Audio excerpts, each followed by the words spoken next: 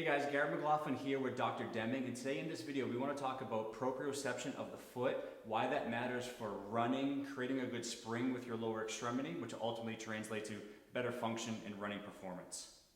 Yeah, so one of the things that we always check when we're looking at runners and doing our initial evaluation is how is the big toe moving and how are the lesser toes able to spread and interact with the ground. So that's why we're standing here barefoot, because we're going to demonstrate some of that as well. So doing things barefoot is important for a number of reasons.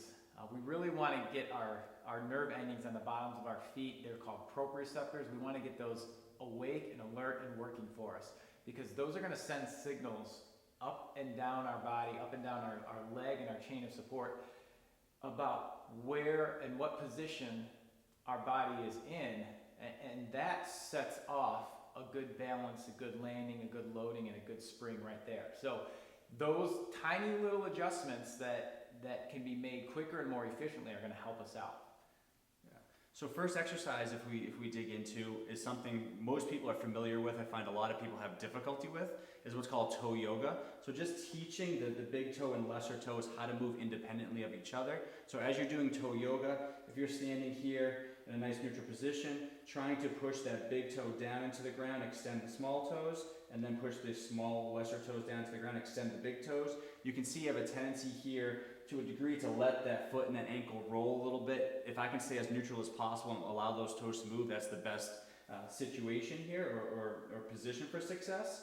And then are there any certain progressions you would recommend on putting on top of that?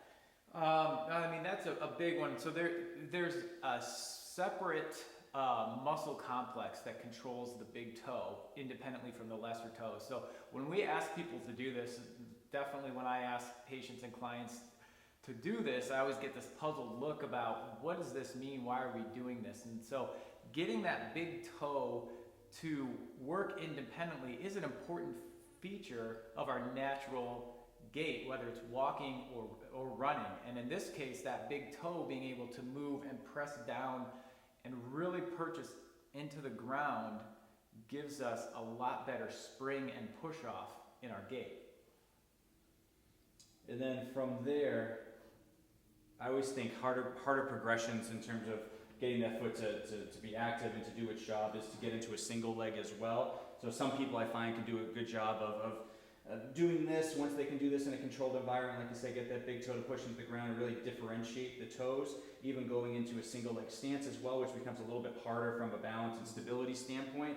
But you think of most of the activities we want this to carry over to running, walking, being active outdoors and doing different things, doing things with the kids in the yard or what have you, have more of a single leg component. So teaching the basic of proprioception with 2 feet, going to a single leg, which could increase the demand on that. And then do you have any recommendations on other foot drills that you find people really struggle with?